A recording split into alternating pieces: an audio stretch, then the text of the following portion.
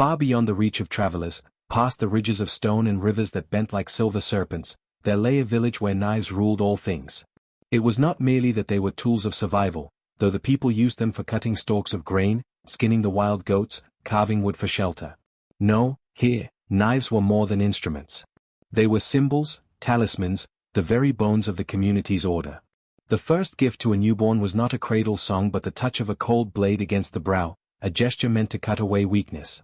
The first lesson every child learned was to respect the gleam of steel, for the knife was both protector and punisher. Their festivals were marked not by song alone but by the clash of sharpened metal against stone, a chorus of sparks that lit the night. When the harvest came, the grain was cut with ceremonial blades passed down from ancestors, their hilts wrapped in red cloth, their edges said to carry the memory of generations. Even marriages were sealed by a ritual cut, bride and groom both pricking their palms, blood dripping onto a blade laid between them, binding them not only to each other but to the village's silent covenant with steel. But above all these practices, there lingered a belief darker than any outward ritual.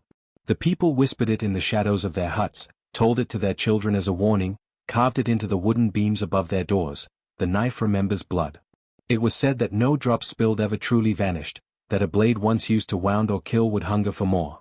Some claimed that if you pressed your ear to a knife's edge, you could hear the faint cry of its victims. Others said that when the moon was thin, a knife might move on its own, nudged by the memory of violence. The elders of the village clung to this superstition most of all, for it gave them power. They were the keepers of the sacred blades, knives older than memory, their edges blackened not with rust but with age and blood. No man dared look upon them without bowing his head. The elders wore them at every council, drawing them across their palms in shallow cuts to show they still ruled by sacrifice. Any who disobeyed the laws were brought before them, judged not by words but by knives. Sometimes the guilty were scarred across the face so they would never forget. Sometimes a finger was taken, sometimes an ear. And sometimes, when the crime was considered too heavy, hands were severed entirely, for what greater punishment was there than to strip a person of their power to hold a blade? The villagers feared these decrees but obeyed without protest, for silence kept them safe. They had seen too often what defiance earned. Stories of those who resisted were told with trembling lips. A hunter whose tongue was cut for daring to speak against an elder, a mother who tried to hide her son when the sentence was exile, only to lose her life upon the altar of knives. The lesson was always the same: submission was survival, and the blade remembered rebellion. At night, the fires flickered across walls where knives were hung like sacred guardians, gleaming faintly in the dim light. Children lay awake, staring at their shadows cast by the blades, whispering to each other that the knives were watching, that they would know if a child lied or stole. Some believed their knives spoke in dreams, urging them to obedience. Others swore they had seen a blade move slightly, quivering on its hook as though eager for flesh.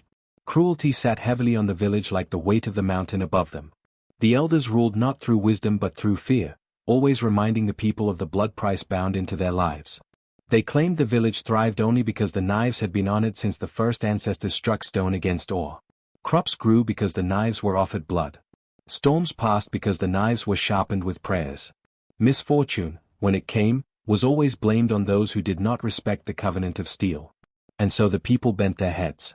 They cut their palms in every ritual, let their blood fall in thin lines across the altar stones, whispering the same words their parents had whispered before them: "The knife remembers blood, and so we give it freely, lest it take what it chooses." Yet beneath this constant obedience, a shadow of dread grew. For all knew that once a knife remembered, it never forgot. And if every blade was heavy with the blood of centuries, then the village itself lived under a mountain of invisible wounds, a weight no one could see but all could feel. The people prayed that the knives would never turn against them, though in their hearts they feared it was only a matter of time. Her name was Lyra, and until the day of her trial, she had lived quietly at the edge of the village, tending goats and grinding grain beside her mother. She was not remarkable in beauty nor bold in speech, but there was a light in her eyes that spoke of curiosity, of a mind that often wandered beyond the narrow paths laid down by the elders. She asked questions that others swallowed, stared too long at the horizon as if it might answer her. Perhaps that was why, when misfortune came, the accusation fell upon her so swiftly. Those who wondered too much, who carried their thoughts like torches, were always the first to be blamed. The theft was said to be of a sacred blade, one of the knives kept locked in the council hut, a relic wrapped in red cloth, its handle worn smooth by generations of blood. No ordinary villager would have dared to touch it. To lay hands on such a knife was to trespass against the ancestors themselves. But one morning the blade was gone, and before the sun set, whispers had already shaped Lyra's name on their tongues. A neighbor claimed she had been seen lingering near the council hut at night. Another swore she had once muttered that the elder's power came not from wisdom but from knives. Rumors became truth with frightening ease. By dusk, the council summoned her. She stood before them trembling, the firelight catching the planes of her young face. Her voice cracked as she pleaded innocence, but no one listened. The elders' eyes were sharp as the blades at their belts, and in their silence there was already judgment. To be accused was to be condemned. The missing knife had to be accounted for, and Lyra was a convenient vessel for its absence. The sentence was spoken in the cold, unwavering tone of ritual: she has taken with her hands. Let her hands be taken. The village gathered at the square, compelled to witness. Men and women pressed close together, their breaths fogging in the morning chill, children clutching their mothers' skirts. Lyra was dragged to the altar stone, her arms stretched out upon its rough surface. Her cries echoed through the air, but no one dared move, no one dared protest. To speak against a punishment decreed by knives was to invite the same fate. An elder, his face painted with ash, lifted the ceremonial blade, its edge glinting in the sun. For a heartbeat, all was still. Then the blade fell. The first cut tore her scream from deep within her chest. Blood spattered across the stone, soaking into its grooves where so many others had bled before. Her right hand dropped to the ground, lifeless, fingers curled as if still reaching for something unseen. Another swing, and the left followed, rolling across the dirt like a discarded root. Lyra's vision blurred with tears and agony, her body writhing as pain seared up her arms. The crowd flinched, but no one stepped forward. Even her mother, crushed by grief, held her sobs inside her mouth, knowing a single cry of protest would bring the knife to her throat. The elders raised the severed hands for all to see, declaring the punishment just, the order of the village preserved. Then they cast the hands into the fire, smoke curling upward in dark ribbons that seemed to carry her life with them. When the ritual ended, they bound her bleeding wrists with rough cloth and pushed her toward the forest. "You are no longer of us," they said. "The earth will judge if you are worthy to live." She staggered away from the village, stumbling on the path that led into the trees. Each step was a wave of agony, her vision swimming, her breath ragged.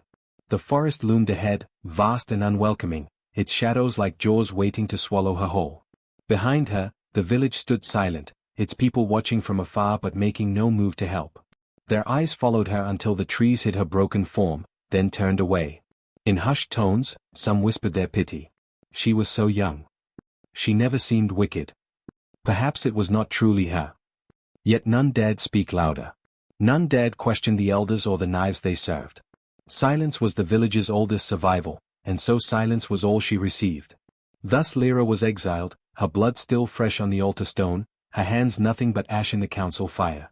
The pain was unbearable, the humiliation complete, but what burned deepest was the knowledge that not one soul had stood beside her. In that absence, in that silence, something dark began to take root. The forest swallowed her like a mouth closing around prey. The air was damp and heavy, filled with the musk of moss and the low hum of insects. Her breath came in ragged bursts, each one shuddering against the searing pain of her bandaged stumps. Blood still seeped through the rough cloth, dripping in red beads that left a trail across the roots and stones. She stumbled, sometimes falling to her knees, sometimes catching herself on a trunk only to slip again.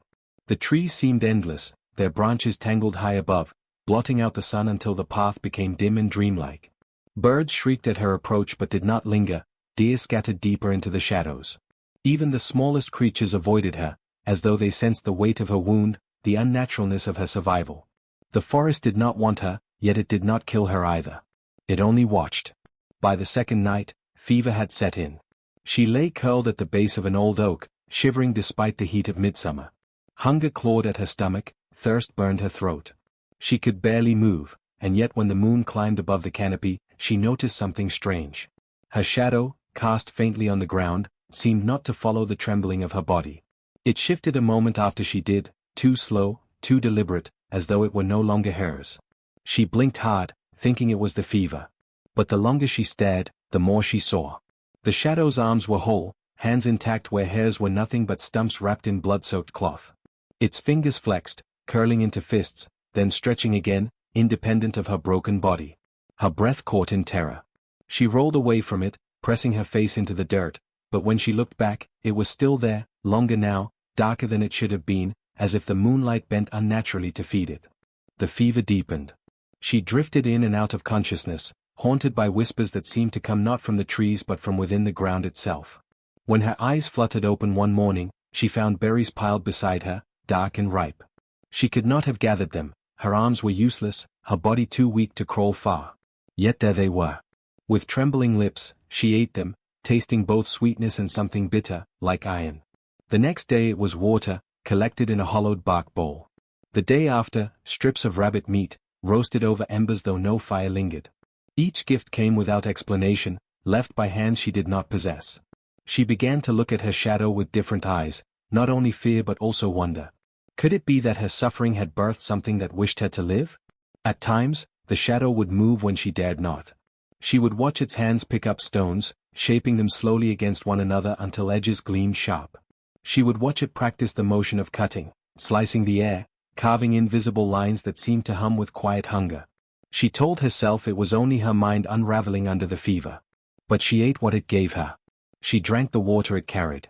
She survived because of it. As the weeks dragged on, she began to speak to it. At first in whispers, ashamed of her madness, but soon with the soft cadence of prayer. "Are you a spirit?" she asked one night as the wind stirred the branches. "Did the forest send you? Are you the blood that left me, returned in another form?" The shadow never answered with words, but sometimes its head tilted as though it listened, as though it understood. Other times, when the fireflies blinked among the trees, she thought she saw its mouth moving in the dirt, lips forming shapes she could not hear. Her skin prickled, and she looked away, afraid to catch the words. In her dreams, the shadow loomed taller than the trees, its hands dripping black liquid that hardened into blades. She dreamt of walking whole again, knives in both fists, carving a path through those who had abandoned her. She woke from such dreams trembling, both horrified and strangely soothed. For in them, she was not helpless. In them, she was no longer prey. The ambiguity gnawed at her. Was this her rage, made flesh? Was it some ancient spirit drawn to her suffering, feeding on her despair? Or was it the forest itself, crafting a guardian from her shadow so that she might not die before her story was complete? She could not say. But as her body healed into scarred stumps, her fear of it lessened. It was hers, she thought, whether born of her pain or her soul. It had chosen her. One night, as she sat before a meager fire, she saw it clearly for the first time. The shadow's hands rose from the ground, whole and graceful, and in them glimmered a knife made of nothing but darkness, its blade quivering with a hunger older than words. Her breath caught, a mix of dread and awe. The shadow held it toward her, an offering she could not touch. She bowed her head in silent acceptance, and when she raised her eyes again, the knife was gone, but the promise of it lingered in the air. The forest no longer seemed hostile after that. The animals returned, but they kept their distance, circling her in silence. The wind carried her name through the trees, whispered not by human voices but by something unseen. And though she still had no hands, she no longer felt powerless. Her shadow had hands enough. The nights grew heavier as the season turned. The air thickened with mist, and the moon seemed to shrink into a pale shard in the sky, casting the forest in long, trembling shades. Lyra had learned to sleep lightly, curling against the earth with her bandaged stumps tucked close, but even in her fitful rest she felt the presence of her other self. Her shadow never faded. Even when the fire died, even when no moonlight touched her, she sensed it lingering just beyond the edge of sight. One night she woke without knowing why. The fire had burned down to embers, painting the clearing in dim red glow. She shifted weakly, her body stiff from hunger, and her eyes fell upon the ground beside her. There it was, her shadow, darker than the rest, its edges unnaturally sharp as though carved into the dirt. But this time it did not lie flat. Its arms rose from the ground like smoke solidifying, hands whole and strong. And in those hands was a knife. It gleamed though no light touched it, black as obsidian but brighter than fire. The blade was long, curved like a predator's fang, pulsing faintly as though it breathed. She gasped, clutching her bandaged wrists against her chest, heart pounding so hard she thought it might split her ribs. She had no hands, no power, yet there was her shadow holding the weapon that defined the village, the weapon that had condemned her. The shadow tilted its head, a motion that mirrored hers yet carried an uncanny delay. Its mouth opened, and for the first time, sound spilled forth. The voice was low, rough as stone dragged across stone, but it echoed in her chest as though it came from within her. "What they feared most," it whispered, "is what I have become." Her breath caught in her throat. She wanted to protest, to demand what it meant, to beg it to stop, but no words came. Deep down she knew the truth, this was not something she could command. The shadow was no longer her servant. It had grown, it had fed on her pain, her blood, her despair, until it was its own being. She had carried it into existence, but now it walked beside her, independent and hungry. That night she did not sleep. She watched the shadow pace around her fire, the knife always in its hands, glinting whenever the embers cracked. At times it knelt as if sharpening the invisible blade against a stone, though no sound came of it. At other times, it lifted the knife and made cutting motions in the air, slow and deliberate, as though rehearsing something inevitable. By dawn, the shadow sank back into its place beneath her, as though nothing had happened. Lyra staggered to her feet, dizzy with fear and awe. She knew now she was no longer only herself. She was two, and the second half of her carried the memory of blood sharper than any elder's knife. Days later, the first death came. The man had been one of the loudest at her trial, a broad-shouldered farmer with a voice like thunder. Lyra remembered his words, spat with venom into the crowd, cut her hands so she may never steal again. She is cursed, let her rot. He had laughed when her severed hands fell to the dirt. When his body was found, the village froze. He lay in the field at dawn, throat slit from ear to ear. Blood soaked the soil around him, black in the morning light. But no knife was found. His hands clutched only empty air, his eyes wide with a terror that seemed to gaze still upon something unseen. The elders gathered quickly, their faces pale, their voices clipped with unease. They muttered of spirits, of curses, of the ancestors' displeasure. But though they searched every hut, every field, no weapon surfaced. The villagers whispered among themselves, fearful eyes darting to the forest. They remembered the girl, the handless one, cast into exile. Could she have survived? Could she have returned? The whispers spread like smoke. Some said her ghost had risen, for surely no handless girl could wield a blade. Others swore they had seen a figure in the tree line at night, a shape that seemed human but cast a shadow far larger than it should. Mothers hushed their children, pulling them inside at dusk. Men who once laughed at her name now avoided the subject altogether, speaking only of weather, crops, and silence. Lyra heard of the death through the wind that carried voices from the village. Or perhaps it was the shadow itself that told her. She did not ask. She did not need to. In her heart, she knew. When she closed her eyes, she could see it, the shadow standing over the man, knife in hand, the strike swift, inevitable. She woke from these visions trembling, torn between horror and a satisfaction she could not confess even to herself. She tried to tell herself it was not her fault. She had not willed it. She had not ordered her shadow to kill. But when she looked into the blackness at her feet and saw the faint glimmer of the knife, she realized she was bound to it all the same. It had chosen vengeance for her, and she could not unmake it. Night after night, she lay awake, listening for the whisper that might come again. And sometimes, when the fire died low and the forest fell silent, she heard it. What they feared most, the shadow murmured, its blade gleaming in the dark, is only beginning. And though she shivered in dread, part of her no longer feared. For in that whisper was a promise, and it was a promise carved in steel. The night of her return came without warning, though many later swore they had felt it in the air, the way the wind stilled, the way even the dogs would not bark. The village square lay in uneasy silence, the altar fires burning low, the elders muttering prayers into their palms.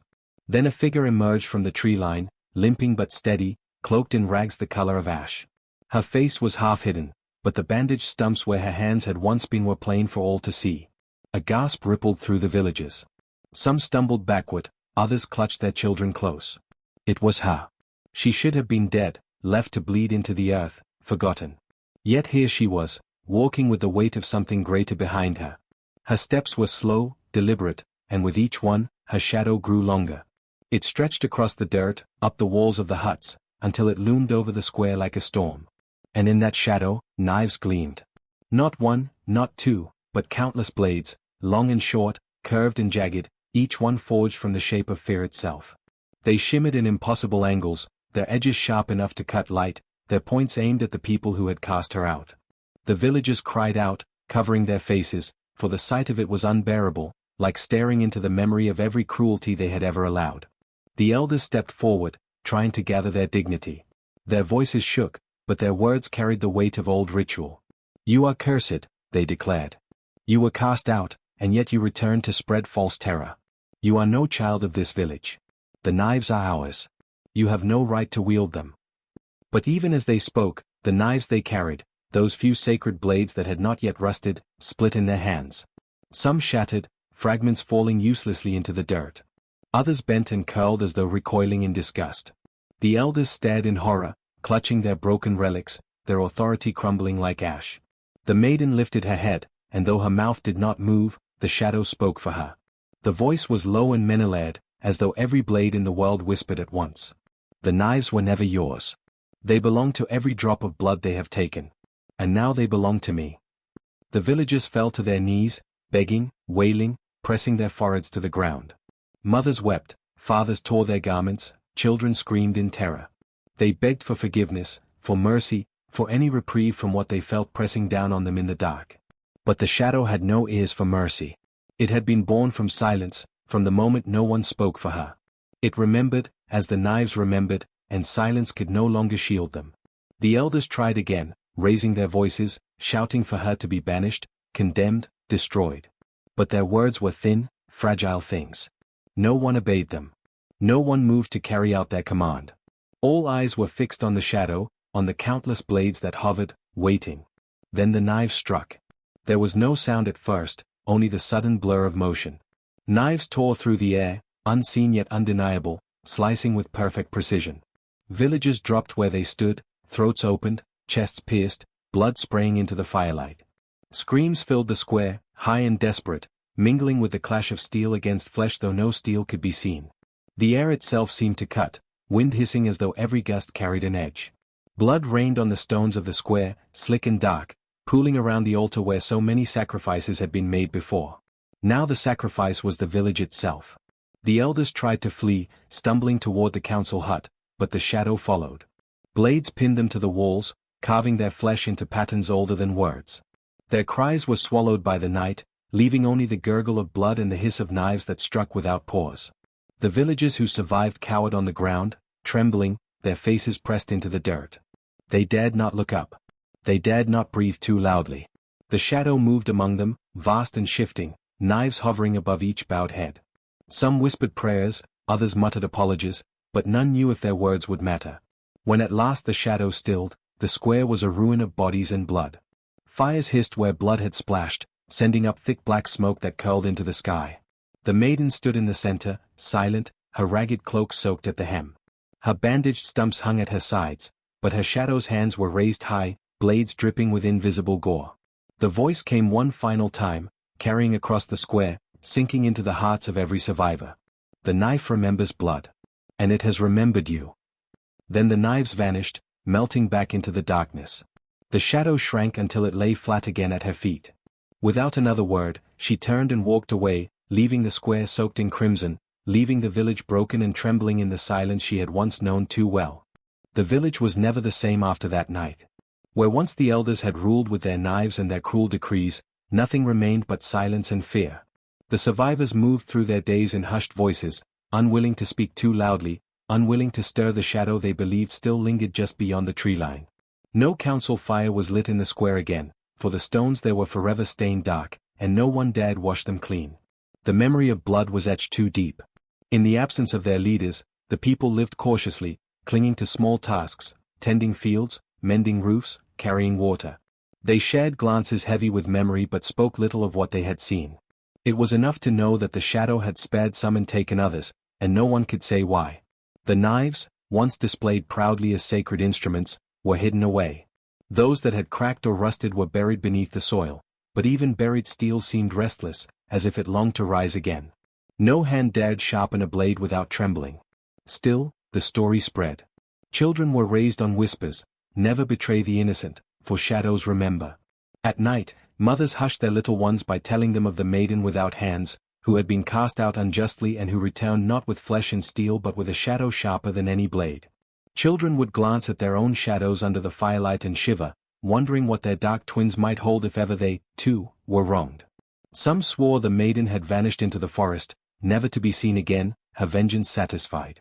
Others whispered that she still walked beneath the trees, bandaged stumps hidden beneath her cloak, her shadow carrying the knives she could not.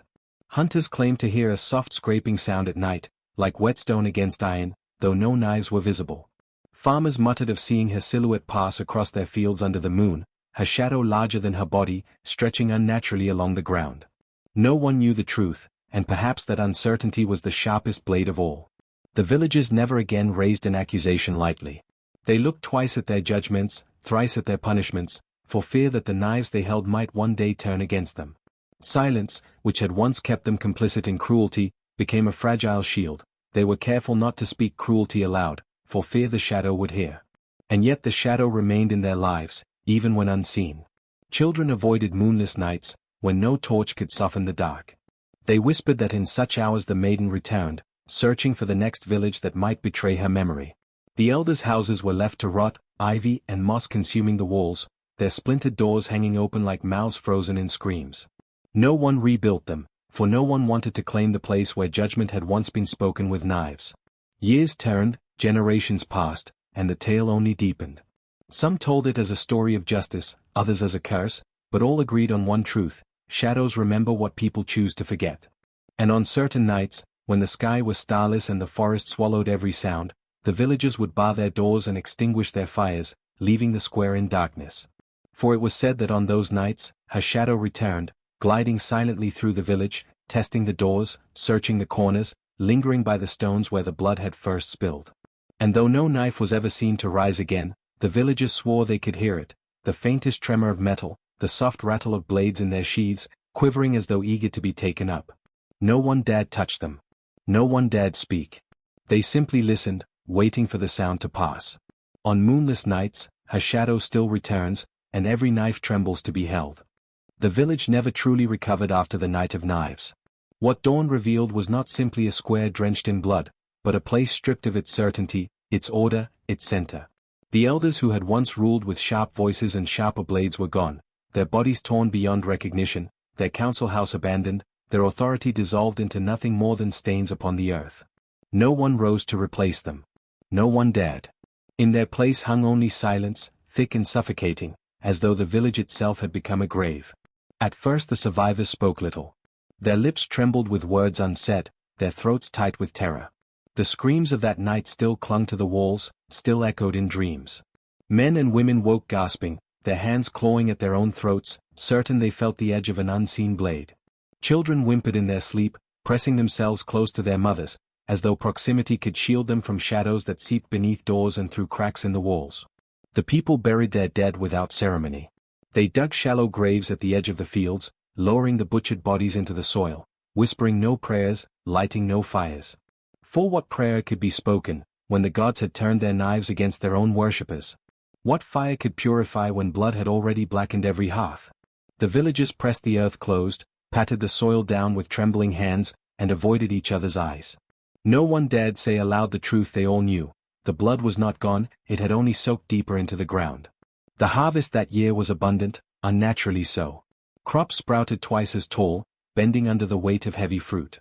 Rivers ran quick and full, though they sometimes glistened red when the light struck strangely at dawn. The villagers ate well, yet every mouthful was swallowed with unease. Children whispered that the corn tasted faintly of iron, that the water carried the scent of rust. Their parents hushed them, forcing food between their lips, but even they could not ignore the way knives quivered on the table when the moonless nights came. Stories began to circulate, first in whispers between families, then carried further, taking root like weeds. They told of the maiden with no hands, how she had returned with her shadow and delivered judgment upon those who had wronged her. Some stories softened her. She had been merciful, they claimed, sparing the innocent and cutting down only the guilty. Others painted her darker, saying she had laughed as knives danced through the square, delighting in the red rain. The truth was lost, swallowed in the fear that bound them all. Children grew up with her name on their lips, though it was spoken like a curse. Parents used her story to quiet the disobedient. Mind yourself, or the handless maiden will come. She will set your shadow against you. She will teach your knife to drink. And so, even as generations passed, fear seeped into the bones of the young. They learned to look warily at their own shadows when the fires burned low, to keep their knives sheathed when the wind whispered through the rafters. A superstition took hold: never cut bread at night. For if you held a knife in darkness, it was said, another hand might curl around yours, guiding the blade not to the loaf but to your own skin. Some villagers swore they had felt it, the faint pressure of fingers pressing against their wrists though no one stood beside them. Others claimed they had woken to find their knives laid upon their chests, edges gleaming in moonlight, as though placed there by some unseen will. As time dragged forward, the story warped further. Some said the maiden had not walked away into the forest, but had vanished entirely, absorbed into her shadow, leaving nothing behind but a whisper of steel in the air. Others said she lingered still, cloaked in rags, bandaged stumps hidden beneath folds of cloth, moving silently between the trees. Hunters spoke of glimpses caught at the corner of the eye, a figure bent and broken, yet accompanied by a shadow far too large to belong to any mortal shape. There were those who believed the village was cursed not by her, but by their own betrayal. They said the maiden was no longer needed, the knives themselves remembered. On moonless nights, blades trembled on their hooks, slipping from walls and striking the floor. Some swore they had seen their knives move across the table by their own accord, scratching grooves into the wood as if hungry for flesh.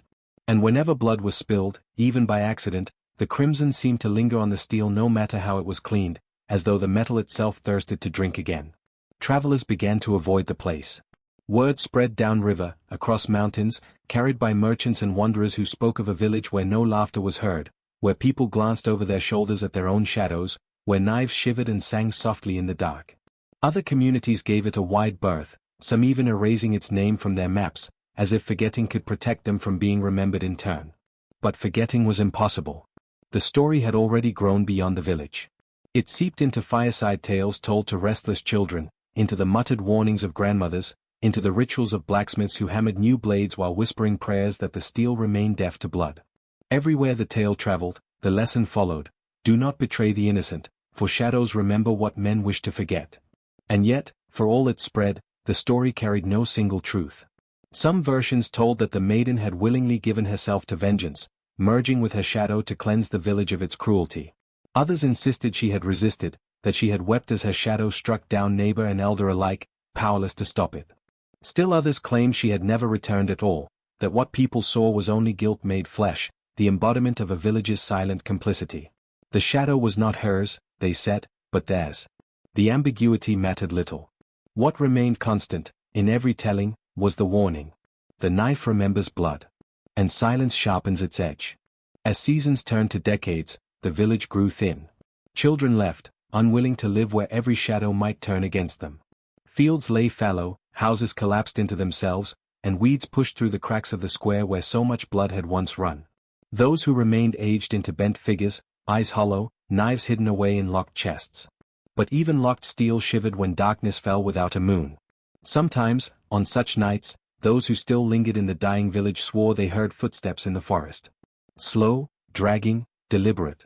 Accompanied always by a longer, heavier tread, the sound of a shadow walking beside her. A few claimed to have seen her on those nights, passing along the tree line. Her bandages were old and grey, her cloak torn, but her shadow loomed immense, knives glinting as though freshly honed. None dared to approach. None dared to call her name. The story did not die, even when the village nearly did.